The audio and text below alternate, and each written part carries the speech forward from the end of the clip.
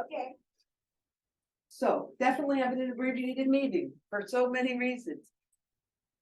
I'm Peggy Flynn. I'm the co-president of the Democratic Women's Club, along with my good friend and colleague Carol Fuller. On December 31st, I opened up my garage door and my garage was flooded. And I didn't know what to do, and I actually closed it because it was so overwhelming. And on the 1st of January, I opened it up again. And luckily I live really close to really good neighbors. And even though they were watching a football game, they all came out and helped me. But what I realized was, what do you know? How do you know what to do in emergencies and disasters like that? Like, how do you know who to call for the resources for? Now, you and I both know that my incident was so minor compared to what other people suffered and dealt with throughout this county, not only in December and January, but on into February.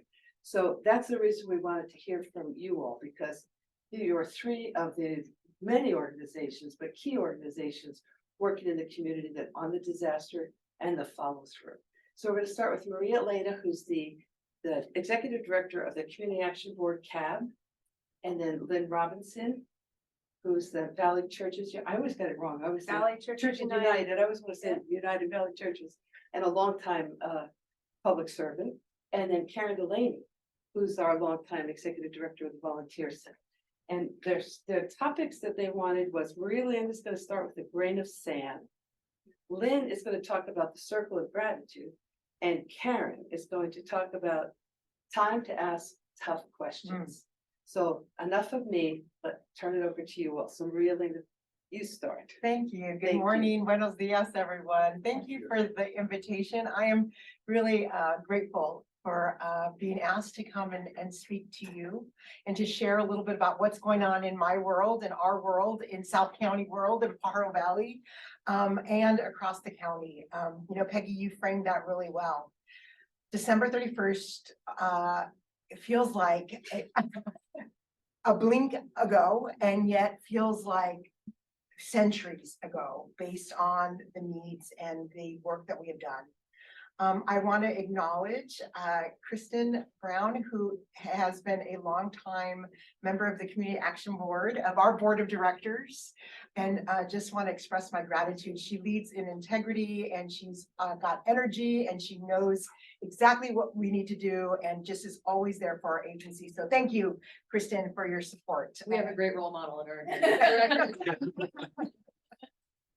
And so I wanted just to share with you, and I know our time is short, and so I'm going to just jump into it, okay? I'm sure those of you know Community Action Board. You have been longtime partners with us. You know our agency. We've been around. This year is 57 years, turning 58 very soon, and we'll be 60 in a couple of years. So know that there's going to be a big pachanga, a big party on our 60th, and we expect you there. We exist to eliminate poverty and create social change. And the topic of my conversation today is granito de arena, which is in English means a little grain of sand. And that comes from a dicho that my mom taught me, saying, hi Ray, saying we all need to contribute, right? We all can contribute. We all can change the world if we know what our little grain of sand is. And so that is what my conversation is today, is the little grain of sand. And asking you to think about what your little grain of sand is, because together we make collective change and we change the world.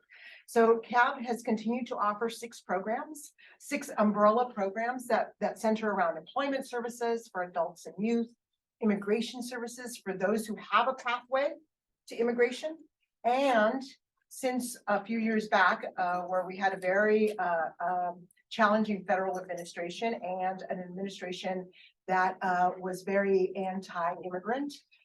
We created a new strategy of support and advocacy for immigrants without remedy, undocumented individuals and families who needed support and continue to need support. We offer community and youth development in the Davenport area. Those of you might know that we have a little center, a little resource center in Davenport, and we're really proud of the work. Last year, I think the number was 130,000 pounds of food was delivered to that community with the Davenport Resource Center. 130,000 pounds. That's a lot of food. And so we work with not only the senior community there, we work with the families the retired community there, but we also work with 250 farm worker families in the ranchos that surround the Davenport area. And as you imagine, we've been providing crisis response since the pandemic. Well, before the pandemic and emergency response in the past, but in the last 3 years, really have stepped into crisis response. Primarily, our role has been in economic relief. And so in the pandemic, in the fires, and in the floods, we have partnered with agencies like Community Bridges, yay, Catholic Charities, the Community Foundation of Santa Cruz County, the Community Foundation of Monterey County, to help provide economic relief to the communities that we serve and that have been most impacted. We serve about 13,000 people a year. And we have about a little over 70 plus employees. And so we've grown pretty dramatically over the last few years. I wanted to talk a little bit about one of the things that we offer, that we do every 2 years at the agency, which is we get involved in a process called the Community Action Plan, where we go out and try to work with those, talk to the community, talk to our neighbors, and begin to build the snapshot of poverty and what that looks like. And I want to share, this is preliminary data. We are in it right now. We are in the Community Action Plan process right now. And I want to share this data because this really speaks to the impacts on our community because of crisis. And just a little bit of data. We've been working and doing focus groups. We've done community surveys. We did a town hall in April.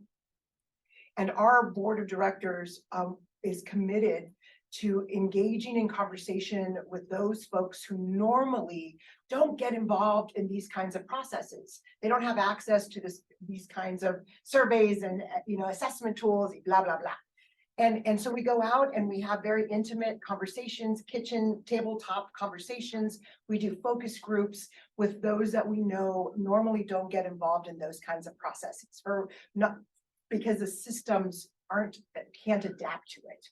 And so what we have learned thus far, we have we're about at 400 surveying and having conversations combined to about 400 folks in this community. Again, this is all preliminary, and so a full report will be released later this year. But what I wanted to bring light to is the economic standing of the people that we are talking to. We learned that 20% of the folks that we engaged with reported earning $5,000 or less annual income last year. Thank you. That is the response. 10% reported less than $10,000 of annual income last year, and 26% reported less than $20,000. So if we add those percentages up, 56% of our folks were reported earning less than $20,000 last year. That is complete and direct impact of the crisis that our community is dealing with. And I will say, this information is incredibly important because I don't think anyone else is having conversations with those community members yet. We're just not there yet. And it shows the impact in our questions and in our conversations. We wanted to find out, what poverty looks like and what services people have access to and don't have access to, and what is going on in their lives. And the normal things come up, right? High cost of living, lack of housing, lack of employment opportunities. Although people are working. People we're talking to are working. The issue is they're having to work 1, 2, or 3 jobs to make it in this community. The issue is that the wages of the folks that we're talking to it aren't enough to allow them to live a quality of life, the quality of life that they deserve in this community. And so more to come on that report, but I wanted to begin and frame our conversation with that. There is the crust of this crisis with our community. People are hurting economically. CAB's role has been in responding to the crisis since December 31st. In the first wave of the storm was we were out there with Community Bridges and the United Way and many other City of Watsonville, many other partner organizations to respond. And I am proud to say that we were part of the effort of helping make sandbags. So we did two things. We helped make sandbags and we helped knock on doors. We wanted to help get the information out and communicate to the senior community that was impacted in Watsonville. And we were part of the volunteers, and I always need to give voice. People who, some of the crew members that made the 80,000 pounds of sandbags were homeless community in Watsonville, were the day workers of Santa Cruz County, and were Spanish-speaking parents of our youth in our immigrant programs. And I want to give voice to that because that's the story that President Biden missed. He didn't get that piece. I love President Biden. I am a Democrat. Yay. And he missed that story. Who was helping the community? And this group of folks, along with CBOs, we were all out there. Ray was out there in his poncho. Keisha was out. We were out there. Okay. However, and the teams, because we don't do this alone. But these folks were volunteers who stepped up to help the community, the most vulnerable to help the most vulnerable. Absolutely an important story to share. And so fast forward to March 11th and the Pajaro River breach and that devastation. And I will say that I've been in nonprofits for 32 years and I've never seen the devastation that we are seeing in Pajaro and how that community has been impacted. I will tell you, and really quickly as I wrap up, that there are many, many needs that the families still hold and still have. And I know my colleagues will be speaking about that. But I want to talk about the 45 families who are still in the hotels. They need support. They are there for now. They continue to get there. They're there for 21 days and perhaps another 21 days. And case managers with Community Bridges and Catholic Charities are helping to provide strategies for them. However, there is a number one need: economic relief. Doesn't change. Number one need: economic relief, unrestricted funding for families who do not qualify for anything else. You can give to Community Foundation, you can give to CAB, you can give to Catholic Charities, you can give to Community Bridges, you can give to anybody, any CBO. We're all in it right now. We're all in it. And I want to give voice to a little service agency in Pajaro named Casa de la Cultura. If you've not heard of Casa de la Cultura, it is an agency run by Sister Rosa Dolores, a Notre Dame nun, and Sister Teresa. And they've been there for decades. And they're the only service agency that live in Pajaro. And so I want to highlight their work. I want to highlight Sister's leadership. I want to ask if you or anybody have support. That is the direction that I encourage you to think about. Sister is in it. Sister is organized. Sister is also leading our long-term recovery group because she is the one who knows what has held the vision for Pajaro for decades. And we are coordinating and strategizing to help support bringing that vision to life. So with that, the last thing I'm going to say is in your little packets, there are some legislation that is important for you to know about. This is legislation that is being supported by the immigration networks. It is to support undocumented families, for health for all, food for all. The one legislation that is not listed on this is AB 513. That has been created by Assembly Member Freddy Rodriguez as a direct response to Pajaro and the needs that he saw here. And that AB 513 is to help provide economic relief to undocumented families and also reimburse the CBOs who have invested, I think collectively, millions with no promise of reimbursement to help support the community. AB 513. That's all I have. Thank you very much. Thank you.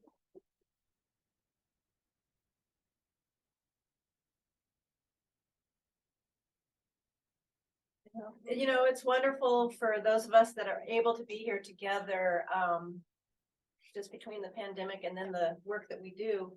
We haven't had an opportunity to be together and see each other. And we are in these roles that make you pivot on so many different levels. So I will talk about the most recent storms, but it's just, it's really wonderful to be together. Because we don't really, you're doing this work and it's incredible work. And that's why I called mine the Circle of Gratitude, my little talk. Because I've been in this role now for 8 years. Valley Churches United was born of the storms of 1982. We are living in the watershed of the county there. If you watch the weather reports and everything else, they usually list Ben Lomond as the highest rainfall of the day, of the week, of the month. And I can attest to that on so many levels. I tell people I sleep in Santa Cruz, but I live in Ben Lomond. And, many of you know, I mean, I've had this incredible, the trajectory of my journey in life. It's been amazing. The job I've had the longest has been as a professional gardener. This year, after 49 years, I'll wrap that up. Wow. And then I'll just kind of be in my garden sometimes. But I always thought that was my job of gratitude. Like, what gets better than being a gardener, right? Maybe a singer-songwriter in my mind.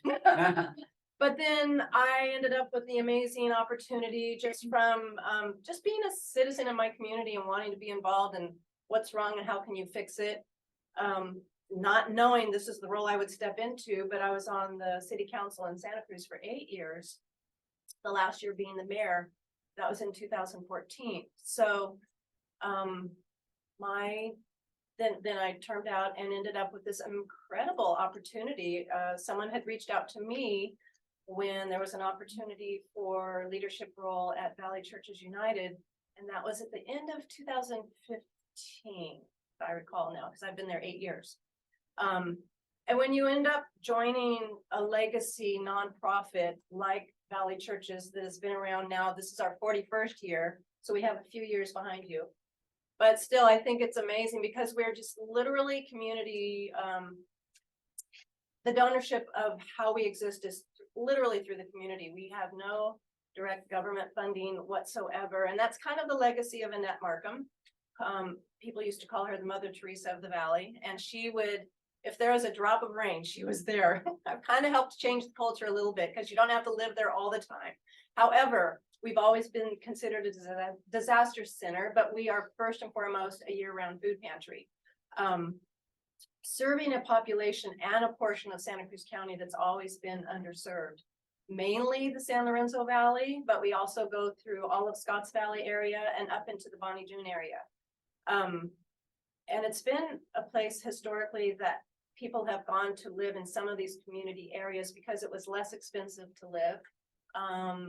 You could kind of tuck yourself away and be self-sufficient and take care of yourself until things happened and you can't take care of yourself. So for instance, what created us was the incredible storms and tragedies of 1982, where in our area up in the valley, lives were lost.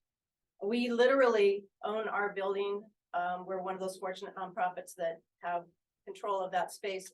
It's on Love Creek and we're at Highway 9. Love Creek literally is behind us, but Love Creek Road and the mountainside where the slides happened and families there were buried is part of our legacy. And so we never forget our roots of how a community, especially when you get isolated, that's another experience I think we can all share. We are working with populations of people that, even though they're our first responders and our community is amazing at doing first responding, however, there's times when you are on your own, and we all know that there are those situations. The storms of 82 was a perfect example. That's how our name came about. Valley Churches United, there, we are not a church, and I have to explain that often, but it's because so many people in the valley were coming from their place of working from their churches and coming together to help each other because they were stranded, they were isolated, you couldn't get to the roads. When I talk about our storms right now that we just went through, I'll talk a little bit about that. So if you fast forward, then we've been through, and Valley Churches is really a receptacle of people's generosity. So going back to that circle of gratitude, they know that when they are giving to Valley Churches, it's going directly back into the community of need right then and right there. So I'm thinking of all the different, there was an earthquake 1989 earthquake. I think there's about $500,000 that came in and went out for support for people that are affected right in, particularly where most of the damage was in that area. Because every part of our county, I love that we're really representing the different parts of our county right now, the three of us. You have very unique circumstances. So I'm thinking back, then there were some more floods in 95. I'm thinking back on the things that I wasn't there at Valley Churches, but I've been in our county. I've been in the county since 1974 or something like all of our natural disasters that we have. We're resilient. We are a resilient community, but it takes a village, and it takes this sense of coming together in these times of need to get us back to even kind of where we were. It's not like you're even getting yourself ahead. You're just trying to triage and get yourself back to how you were functioning before that disaster. For us, it's hard not to talk about, because I mean, you think about the last 3 years, the CZU fires was predominantly in our service area of San Lorenzo Valley, Scotts Valley, Bonnie Doon. I asked my board, we don't normally also include all of the Davenport area. I lived some of my most amazing years of my life up in Swanton. So when you talk about these areas that just got annihilated, like Pajaro just did. Yeah. You didn't even have a chance to talk about how many displaced, how many homes were lost. For us in our service area, there were so many homes that were absolutely lost, whether it was a homeowner, well, there was a homeowner, but also for us, so many were renters. So many of those homes were rentals. And those were already clients of ours that were in need of food security, which is our main purpose. But we also step up in the times of disaster. So for CZU fire support, we had over $500,000, similar to the earthquake, come in for support. We've spent already to date over $600,000 in support for CZU. Before this meeting, I was actually at Home Depot with a client helping make purchase of all the, not some tools that he still needed because they lost everything. I mean, we don't have to describe it. People know when you go through those kind of things, the floods, they lost everything. The fires lost everything. So, and then you couple that with the COVID experiences for so many people that were already fragile, less work hours, or their children were home for school, so they couldn't be at work. There's just so many reasons why COVID, on top of having the fire experience for our clients, made such a fragile living experience. And we were just a piece of the puzzle of helping people. And really our job and the mission that the board has really focused on is that we help people be self-sufficient, give them hope, help them be resilient. We can't solve all their problems, but we can be a big piece to how they can sustain themselves. So we are always reminding our clients, sometimes we don't see them for a while, and they'll just say, well, we're okay, someone else needs it more than us. But we remind them that in coming by in our cycle of coming every 2 weeks for food support, and it's substantial, it's really substantial, and especially now with inflation. If you fast forward to now, the donations that we even get in, say we have drivers that pick up at our local stores and stuff. So on top of, we're a member of Second Harvest Food Bank. So we get food from there, and then we also purchase food, but just daily donated food, say it's bread, milk, eggs, and maybe we already have cheese from a different source or something, but just those 4 items alone, separate from our huge heavy bag of non-perishable food, separate from even the wonderful food we'll get from donations from our local farmers markets. You're talking just the bread, the milk, the eggs, that's already $20 right there. And we remind our folks that, and they're hard to get sometimes. I mean, with inflation right now and the cost of things, we're providing food that's not even already easy to get. We remind them that extends their money so that they can pay that PG&E bill, so that they could pay the propane bill, or or put it towards your rent. Come by and get that support from us. So, and we still consider that we're helping them be self-sufficient. It extends their money. So we have to kind of remind them, like, oh yeah, that's right. Okay, we'll be back. We'll come. We're not going to skip a visit, because that just is one of the things that helps people get by and stretch their money, because Inflation right now, that's the other thing we're not really talking about, but that's been hugely, hugely impactful for our clientele and has brought a lot of new clients our way. So let's just say the last 3 years, we've got COVID was first. Okay, so that was March of 2020, CZU fire, August of 2020. Then inflation this past year has been off the hook. For all of us that can manage our finances are experiencing it. Like, are you kidding me? You know, you open up a bill or you just went to pay for something you'd usually pay at the grocery store and you saw it double in price. Yeah, I can give you a couple examples that I'm hearing about things just for people that are managing their money. We have a lot of new clients that said, you know, I'm usually a donor, and we find a way to share with them.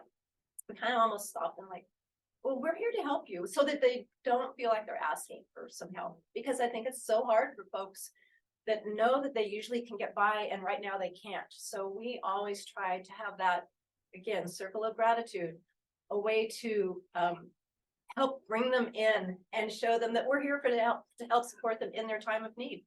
They won't always need it, but we want to make it as dignified as it can be, because sometimes it's just really hard for folks to ask, and that's why the community expects us to be helping like that, and we do it with open arms. So fast forward to these storms.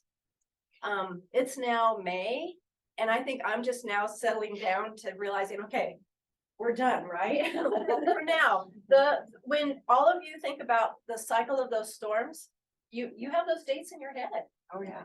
I mean, I was driving into work. I mean, when I think about, I get to leave the ocean area and go into the redwoods every day. Talk about blessings and gratitude. However, there were days where I was like, I know I shouldn't be driving into this. I'm going up into where it's the worst, but I wouldn't not be there. I was kind of asked a couple times, I go, no, it's my job and it's where I want to be, because it's going to be worse for someone else. So I'll give a couple experiences, but generally speaking, we had so much damage that never got reported, that wasn't being described, because it just was happening everywhere. I'll just pass this around. I won't be able to show it on Zoom, but it's just one example. We just took food to this woman again yesterday. She can't get anywhere. You'll see why. The tiny little cabin, but that's so typical of stories that we had from clients of trees in smashed their cars, smashed their houses.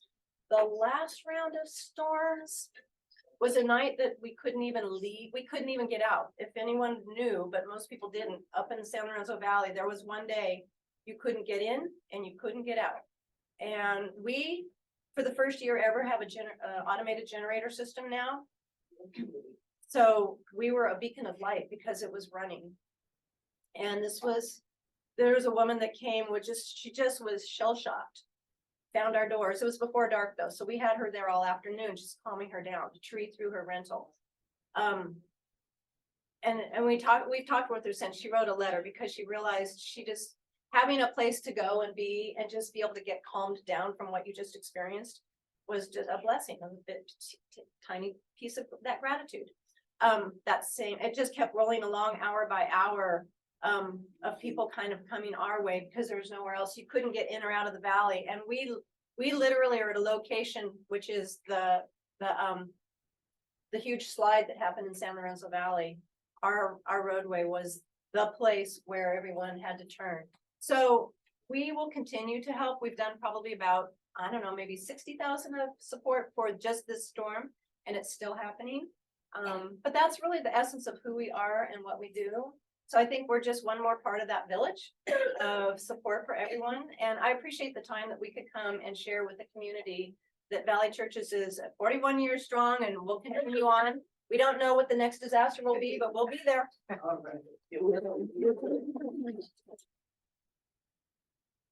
Hi, I'm Karen.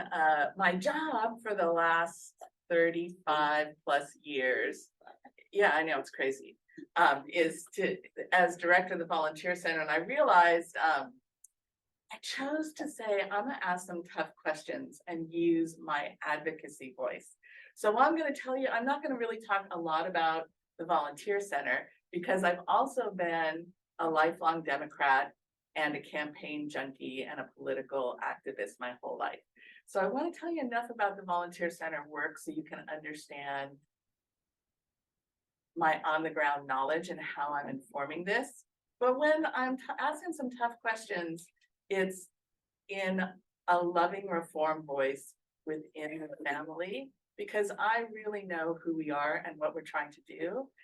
And change happens when we also, and I think this is a particular place for the Democratic Women's Club, because we all know the people, it's not, sometimes it's hard for the people on the front line and the point of the spears to be the pushers.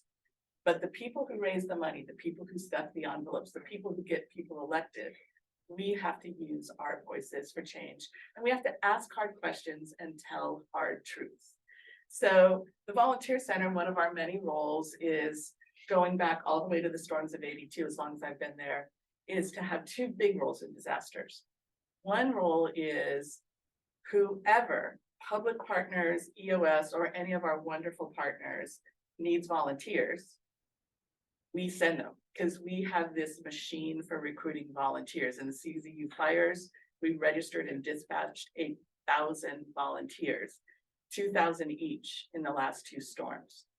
The other thing we do is when there's an on-the-ground need that there is no local partner for, and it's something we feel volunteers can do safely, which is most often physical labor cleanup, we take the lead on that. So we are the muck out crews. We had, in addition to all that other stuff, we had 106 houses that we literally, and before I get to the tough questions, I have to say my gratitude.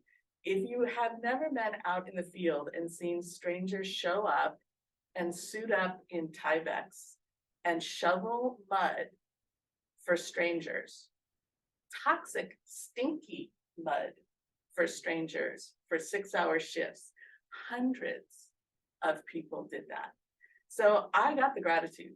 This is a generous community. And in the case of Pajaro, it was like people climbed under houses and crouched with a trowel and little buckets tied together by rope and found in full Tyvek suits and pulled them out by rope underneath 85 houses and mobile homes, because that's where the toxic mud was. So yes, this is an amazing community. And Volunteer Center website, scvolunteercenter.org. We have all the current needs. So it's a really interesting perspective, but I want to use that to inform really some deep questions and policy changes that I'd like everybody to think about and use their voice. And the first is, and I think both these ladies touched on it, I'm sure Ray would say the same thing. Thanks to Democrats, there is a movement being led by California as we have more and more disasters, one after the other, like clockwork.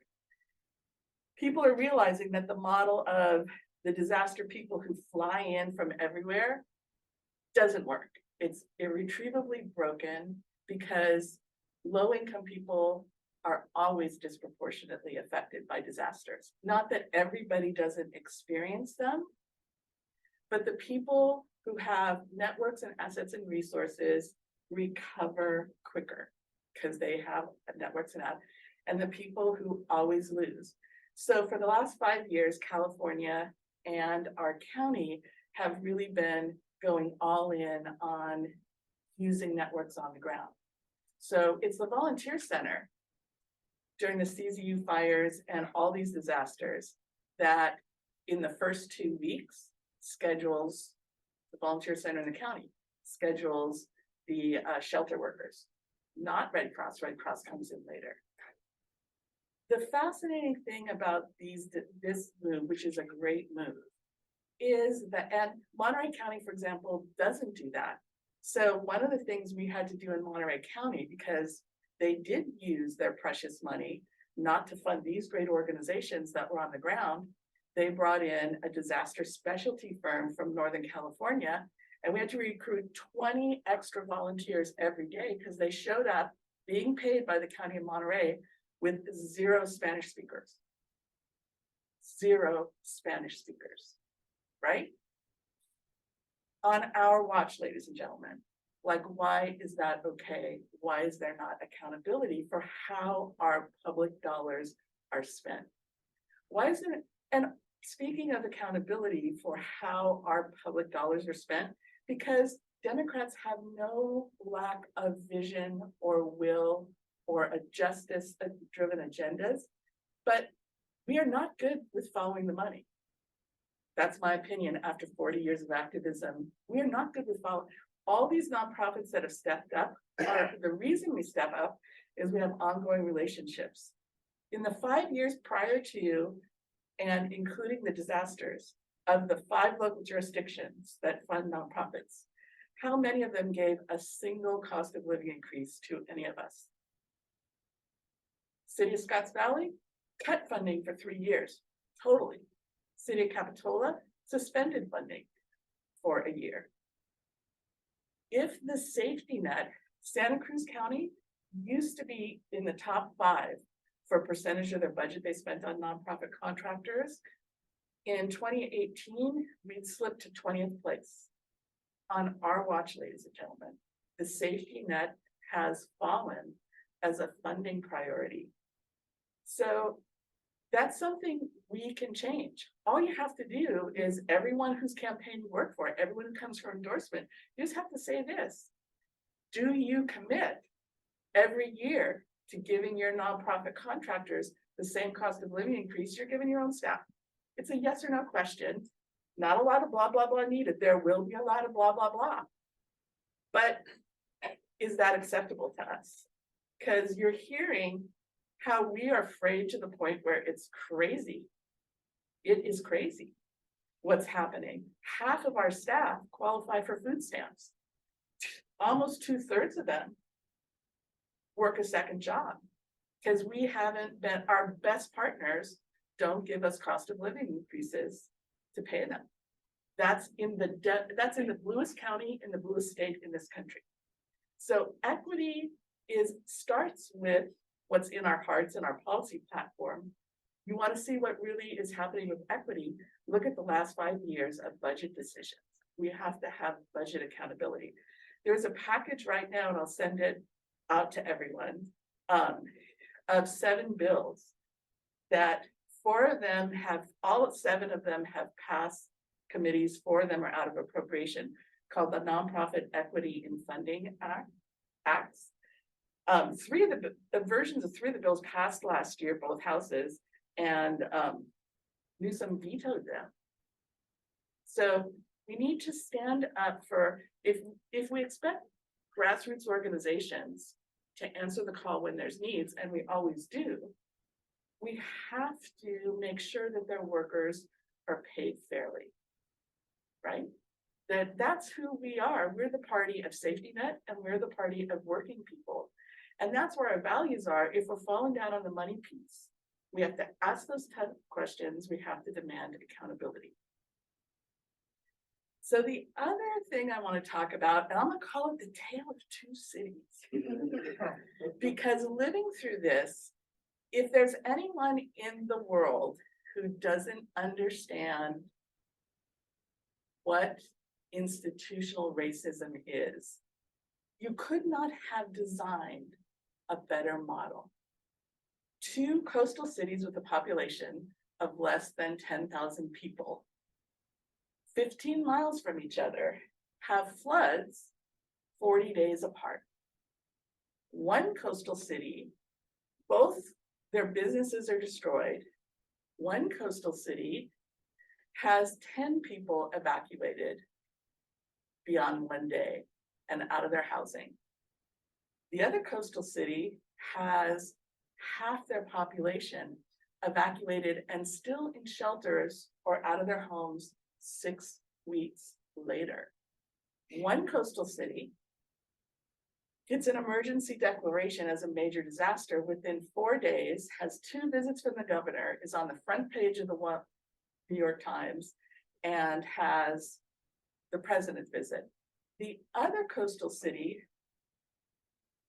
29 days in, the statutory limit, is back-ended for a FEMA declaration, not as a major disaster, but as a declaration that there's these random communities in 5 counties who have had floods and they qualify together.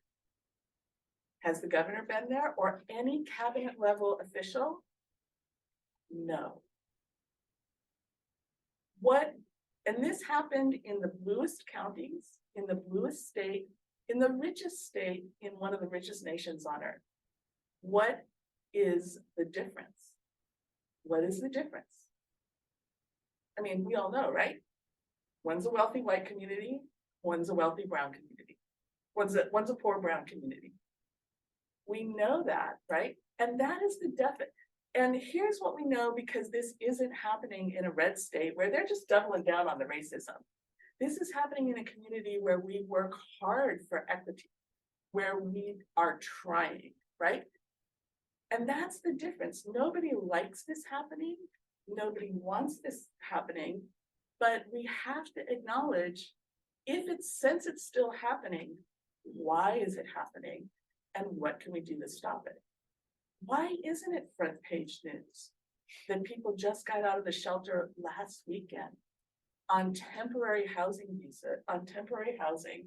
with literally nothing? When I leave here, I'm going to our new donation warehouse because what Sister Rosa said people need is diapers, shampoo, toilet paper, feminine hygiene products, and soap and underwear for 200 people. FEMA's here. Why are we stopping to collect toothbrushes for hundreds of people at this point? But that's what we got to do, right? So in terms, I'm not just saying this to bum people out, but I think what happens is when we fall short of our lofty goals, the human tendency is to look away, right? So let's not do that. And then when it happens on our watch, we don't want to criticize our own. That's why Newsom killed those bills. I'm running for re-election, and it's not the time to hash this out. Makes it look like I don't care about these folks.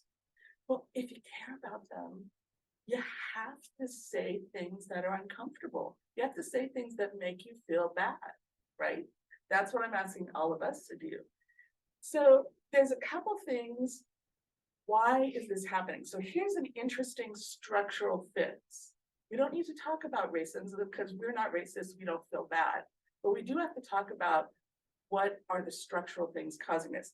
Who can tell me how FEMA decides whether or not something's a major disaster? Do you think it's how many people are displaced? Who thinks that's the measure? Raise your hand. Who thinks, is it the size of the event? This is the biggest flood in 100 years. Do you think it's the number of people or the need? No, it is the per capita property value of damage in the disaster area. Valuable property, that's written in the language. Destroy valuable property, you get the president. Destroy people's lives, every single thing they own, you get a fund drive by a nonprofit that's exhausted. Now we need to take both houses of Congress back and retain the presidency to change FEMA, but we don't need to let that happen with California dollars, right? And we need to get our federal folks on. Why do levee floods always burst in low income areas? It's the same reason, because per capita property value in the risk area for floods, for any infrastructure, every place, this needs to be in the Democratic agenda, every place where aid is triggered by property value, that is racist. That is why we still have poverty. And if we don't say it out loud, we're not going to root those out and change them, are we? That's why a kid in Scotts Valley, their teacher gets paid more than a kid in Pajaro District. Because we fund schools that way too, don't we? How is that in line with who we are? That is why we still have racism.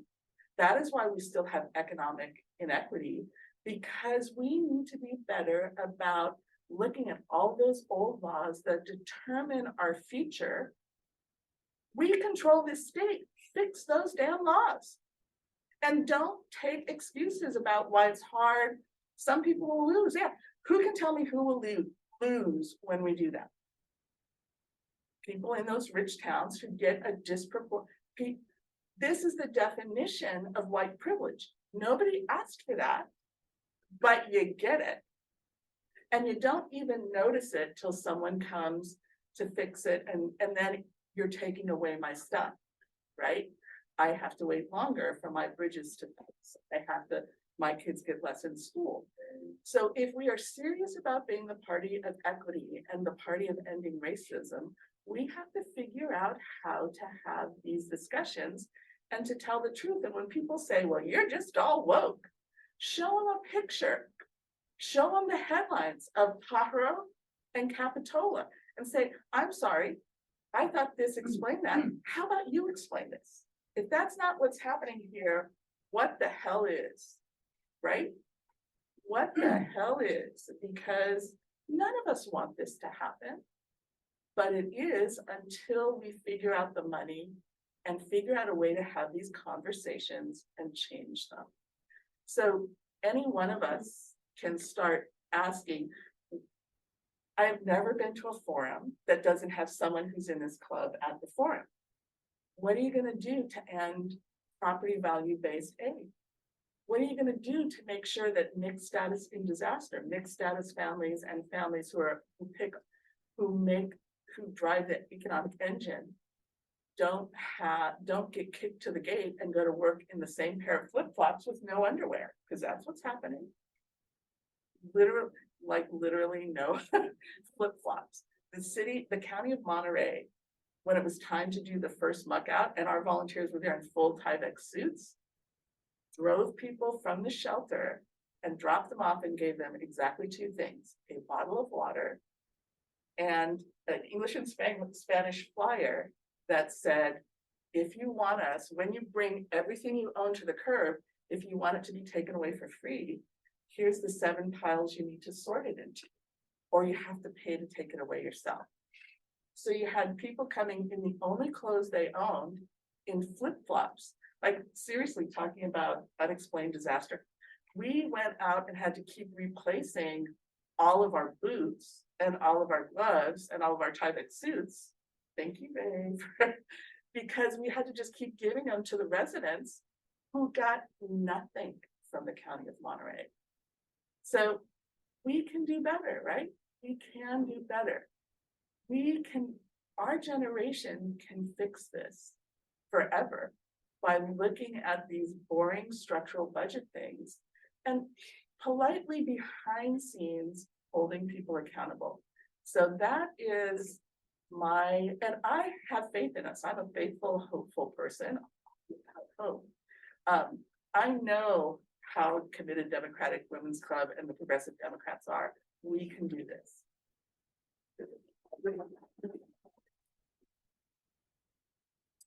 Did I say something? Excuse me, not yet. Thank you to our 3 speakers for coming. Can you stay a little bit longer for some questions? But before, I'd like to acknowledge Ray Cancino, Executive Director. And Ray, is there anything you'd like to chip in and talk about the work of your agency? Because I know it's all been a lot of collaboration, and if you would, could you scoot sure. over? Here, do you mind? Take my spot.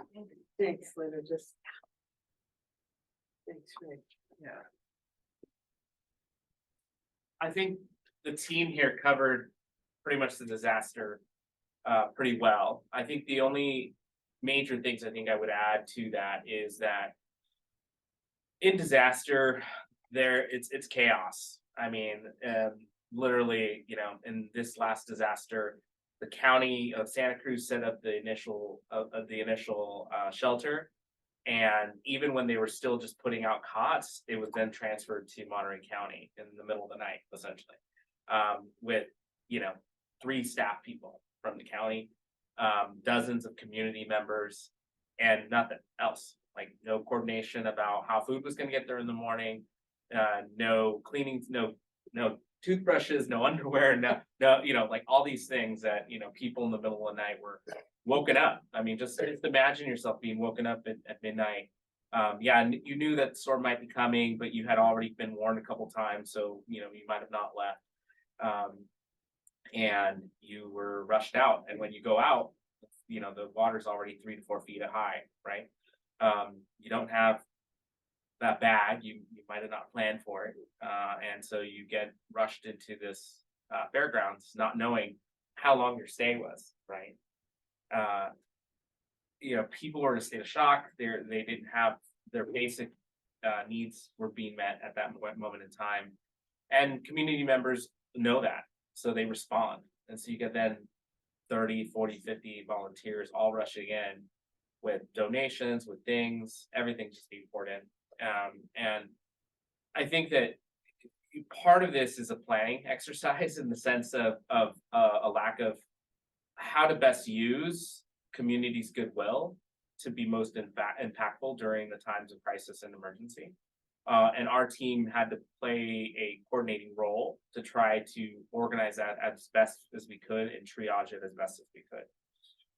While at the same time, putting equity forward, not just as a buzzword or as a thing we throw out there, but really thinking about using objective measures of an individual's needs. So assessing people right away and doing an assessment of, did you lose your whole house, or did you just lose your car? Did you just get stuff in your garage?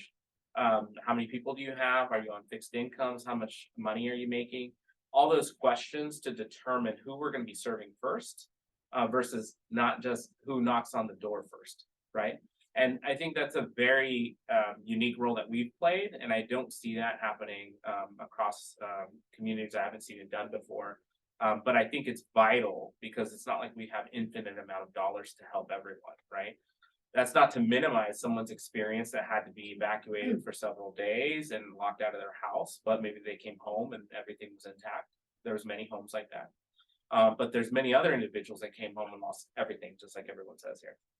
I'll just put two kind of examples, right? Because we did see the visual devastation. I say that visual devastation cautiously, not to minimize it, but just to put context to it. We had more homes actually damaged in Santa Cruz County in the last March storms in terms of major disaster. So trees falling and destroying, complete destruction of homes in Santa Cruz County than we did in Pajaro. But that's not the narrative we see. That's not the reality we see, right? But we don't use news stories as a way to make determinations. We use data. So I think it's important for us to use data in a way that actually is targeting where the resource to rebuild is most needed and how we are doing that equitably and in a way that's actually focused on recovery as best as possible. So our team with Catholic Charities holds a contract for the state to do what they call disaster case management, which is basically after immediate response, to really do further assessment of families and individuals that have access all the social service agencies and FEMA and or are still working with FEMA to determine, one, can they rebuild? How much money did they receive and what's the gap? And so our team will be doing that and working through that. Our team has also been responsible with coordination of other nonprofits because not one organization can take on an emergency, like everyone says here. But what we need to do is we need to know what freeways and what lanes each one should stay in, right? And so sometimes that's not clear. But over time, we've now had to do this over time. We all know what nonprofits are good at doing what, right? I should not be doing food distribution, right? No one here should be, right? That's Second Harvest's lane, and making sure that they're clear about, all right, but who are my partner agencies that are going to step up to do the distribution, and whatever area is impacted needs to be clear. And so I think there's a learning opportunity in terms of both Monterey and Santa Cruz County to have not just nonprofits be reactive to the disaster, but to be integrated into the disaster response. So that's having a seat at the table in their OE3 meetings and being a part of that discussion, and then having some leadership in those discussions to actually help triage the nonprofit response in a way that's going to be more coordinated instead of what ends up sometimes happening is who's doing what, and or separate groups kind of standing up the same program or service. And being then slower to respond than we need to be. I also think that in terms of the structural conversation, which I really appreciate Karen just identifying, is weather doesn't care where you were born. Weather cares if you reside in the current environment or not. And I think that as a California, but I think as our community, we need to really understand, and this is something thanks to visits with legislators that did come to Pajaro, really communicate that it doesn't matter your citizenship status, you're still impacted by disaster. And in this instance, you were impacted by disaster as a result of failed infrastructure. So the federal government needs some accountability and some responsibility to ensure that they take care of those that were negatively impacted as a result. And so I think it's pushing for a clear understanding that it needs to take care of all of its citizens, regardless of where it was born. And that's something we haven't necessarily done so. And that means inclusion of people that are not only mixed status families, but we're talking, full undocumented families, and addressing those needs in terms of doing that. Individuals that we know in our community, and that's one of the criteria, is that they're less able to, they're not eligible unless they're mixed status family, eligible for some programs and services through FEMA. They might be eligible for SBA, but these are all loans. They're not cash grants. They're not support. And even if you, on best of circumstances, you're a citizen, you get FEMA, you do all that, there is still a huge gap between what you lost and what you will recover, right? The best analogy I've presented to folks around this disaster is that the federal government acts like an insurance company. If you've ever had to file an insurance claim, their job is to deny you. Your insurance company is not to give you a full reimbursement of your loss. It's to minimize their contribution to you and maintain solvency of the program which it is they're insuring as a group. And that's the same case as the federal government in these instances and more. And so philanthropic dollars, local community dollars are critical to kind of bridge the gap.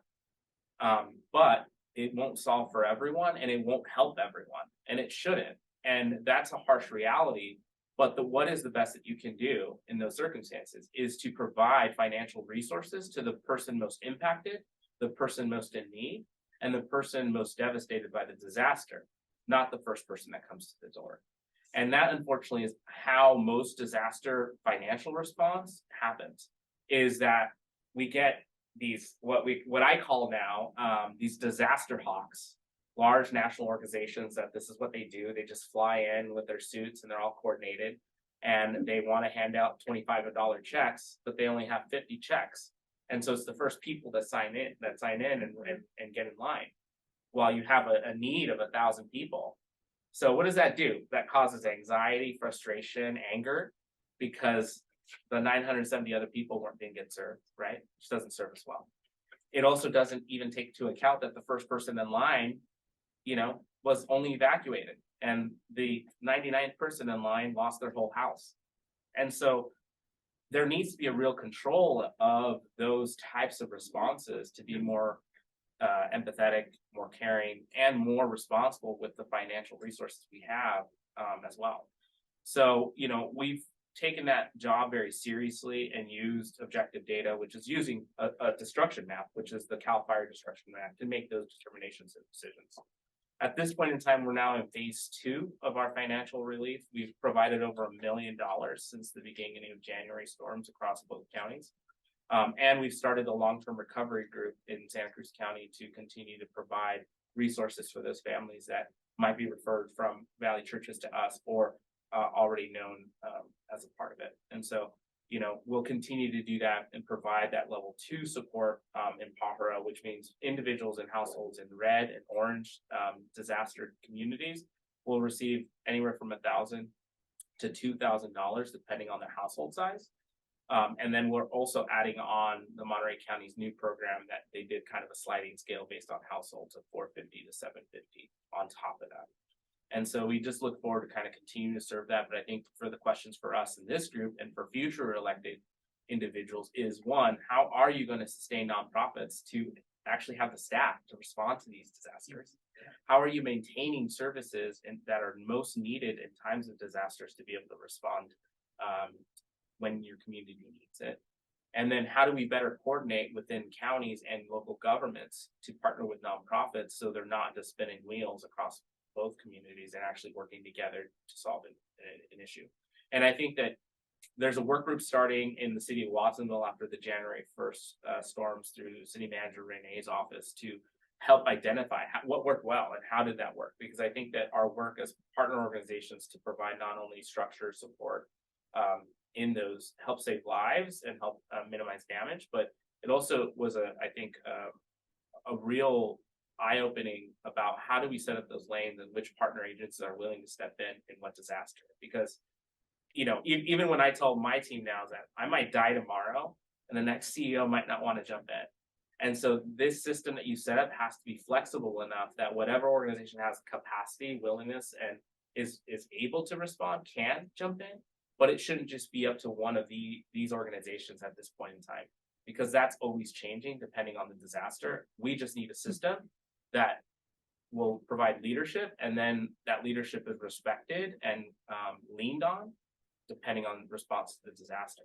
So it's removing our egos and our organization and really setting up a structure that is responsive to the community need and to the willingness of the nonprofit's response. So I'll just leave it there. Thank you, Ray. Peggy, if I can just add one layer to Please. when you talk to the electeds. Yeah.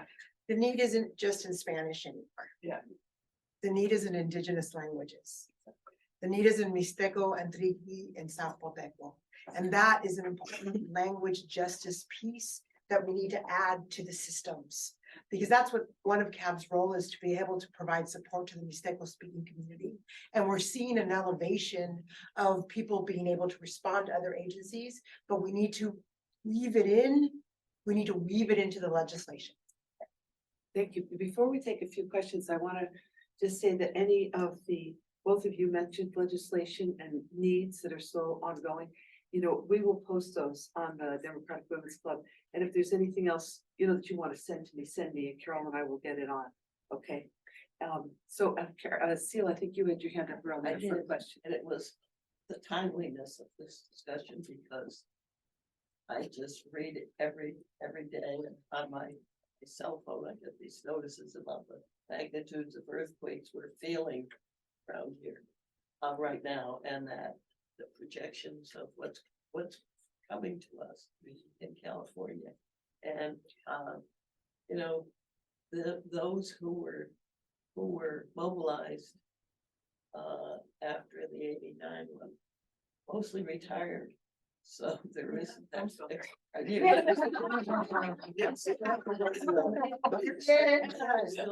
Yes. Those of you who were somewhat involved, but it's a wonderful discussion and a precursor of what should be happening here. And I'm sorry that press isn't here, but what I did want to mention to all of you, I'm a member of the Friday Rotary, and I just feel that a presentation like happened here today would be good to be making to the Rotary clubs around the county. Yeah. Thanks. So I want to ask, do you need to go? I do. Are I'm there so any sorry. questions specifically for Maria Elena? Because I know she has to run off I just to had a quick question, maybe it's not quick. So programs and funding, we know that's going on, we know the legislation, advocacy needs, the power structures, like how can we help the nonprofits? Or maybe they're created, I'm not as a, where is the power structures that keep this front and center, and are nonprofits able to unite in a way? I know Silicon Valley nonprofits does have a pretty substantial policy as part of their efforts, and I've often thought, I'm not sure that Santa Cruz County quite has it at that level yet. Just a quick question, and maybe that's a long question. You can answer it. Great, go. You're good. The nonprofit policy Thanks a advocacy lot. organization that we had for years, that Maria Elena's CAB, Community Bridges, us, I think, Human Care Alliance. Honestly, the last 5 years have worn us down. Understood. Prior to COVID, we had Fair enough. 40 members. I Understood. think, like So if you're interested, I think Human Care Alliance, HCA.org. But we really need, and this is one of the things when you're undercapitalized and overcall, you just I really understand. can't support those, you can't, when you're too good at advocating for too many years, you cost people money. And so Right. there's been erosion in support for these sorts of nonprofit advocacy organizations, because it's like, you guys just need to, you can't keep asking for more money every year, is what we were told in quiet, closed door advocacy by Democrats. Yeah. And I guess what I was thinking more about though is the intersection between the law and policy and. so California Association for Nonprofits, so the Human Care Alliance, we do have an advocacy group, and we Okay, would love support. Yeah. okay. And I'll just add that, we've had, So that you're in camp. oh, camera. No, the three of us stay. No, then they'll know who I am, Peggy. I can't. You've done that Soon, stuff. I'm gonna hear from the expert. I mean, we've also had an erosion, I think, of democratic process of being able to go to city council Right, and to understand. voice, concerns. There's been, I think so. I mean, there's tricks to the trade, right? You limit people's speaking time, right? So I get 3 minutes, I but understand. council or staff get a 90-minute presentation, Right, so there's just already dynamics and realities, right? Or you get chastised for bringing clients in, right. Which is crazy. which is, kind of the latest thing, right? And or you have revisionist history of prior services and programming. And I think that from a fundamental thing, I think people are worn out. They got tired of losing these small victories. I mean, over time, you wear people out. Right. And I think a lot of, and we also had a generational shift in, I think, the nonprofit execs. I mean, we've lost a lot of our key figures in large service organizations over the last 5 years with new leadership. And to be frank, the revolutionary, like organize, build capacity isn't done in that way. It's right now fragmented, and it's, you get a contract. Yeah. And the non-spoken outcome of that is, well, I don't need to organize for others, right? But that doesn't lift all boats. That doesn't lift the sector. That doesn't do much good for the overall investment. I think that the biggest advocacy that we can ask is just add more dollars to the pot. I frankly don't care who gets it. I just think that the human needs are more prevalent. There's more of them, and they're more costly. And so we need more dollars from every jurisdiction to be coordinated to be investing into social service needs. And we should be investing more in people and more in helping people than policing people. But that's not the reality. Well, and as a percentage of every jurisdiction's budget, if you look compared to 5 years ago, 10 years ago, 15 years ago, and 20 years ago, the percentage of the general fund budget in every single jurisdiction, which is tiny, at the biggest it ever was for any jurisdiction was the city of Santa Cruz at 1% 15 years ago. So every jurisdiction is putting 1% towards this maximum. That percentage of the budget has declined pretty much every year for the last 15 years. And so although the amount of money might go up, its priority as a share of budget. So ask the right questions. Do you know, ask your city council, ask your city manager, ask your supervisor, what percentage of next year's budget is going to nonprofit community programs? How does that compare to pre-COVID percentage budget? Because if it's a smaller percentage, then this is how math works. That is a cut. Why are you cutting these programs? Because it's like, but it's more money than last year, but there's inflation is a real thing. It's not in our heads. It's a real thing. Mike, you had a question, I think one or two more. I just 2 quick comments. First, I was a city council member during the earlier period when we made the first expansion of social service funding. And we used to encourage groups to be advocacy groups and bring their clients to the meetings, and they used to take 2 days. after a while, people realized, well, at that point, the city council was very progressive on these social service funding issues. So you don't, oh, why do we go through this exercise of bringing all these people and taking all this time? We're gonna give the money. Why don't you just bring your executive director and one client as an example? That was a devil's bargain, because it maybe for a short period of years that was true. But what happened is, it really does take, there's all kinds of pressures on city council or board of supervisors. And you need to just ignore, you have an absolute right in a public hearing, force them to close off a public hearing when they've got 500 people or 300, literally 300 people in the room who need those services. Now, I teach at the university classes where students work as students who do internships in the community. My only and most important point is, you gotta have advocacy work and not simply the services are critical. Yeah. But you've gotta have advocacy work, because it will have exactly what's happened. It slips away when people don't put the pressure on it. So the idea that you're gonna, and they say you can only bring this executive director and one client or whatever the current model is, it's not acceptable. And before you come to the hearings, you need, again, advocacy, you need individual council members, supervisors, and explain. I want to have a day set aside for our testimony. We need to hear from these people, and that will change the dynamic where they'll feel like they do have to increase the percentage, not decrease it. That's point one. Point two, taking nothing away from how, absolutely critically important services that the groups provide in the short term without adequate resources. That has to happen. You do it. You do the best you can under those circumstances. This is responsive to, I think Karen had said earlier about how well. The choice is sort of like, if you're gonna serve more for power, then maybe capital is gonna take, bit of a hit, or people that are better off. We don't need to make that kind of a choice in this society. One simple action, and this is a call for like action on bigger economic pictures that Democrats need to be playing a role with. A split tax rule in California, where the reverse Prop 13, not on individual residential properties, which often do have trouble making tax payments, but on corporate and commercial properties, industrial properties in California, which are over half of the properties in the state. We need to revert to taxes going up to real value of what that land is actually worth, and taxing people with those property taxes. We tried that. We lost on we outspent 10-1. We lost 2-1 the last time that was on the ballot. We cannot give that fight up, because you shouldn't have to. You're going to be more successful politically if you don't tell somebody in Capitol or Santa Cruz, we're going to take something away from you because we're going to provide something more for the people that equity demands it. Instead, both groups can get them funding that they need. We have the wealth in the society. That's right. To provide this. And the same thing at the federal level. The tax rate when President Eisenhower was president was 90% on the top 500 corporations. Today, 14%. Biden's moving in the right direction.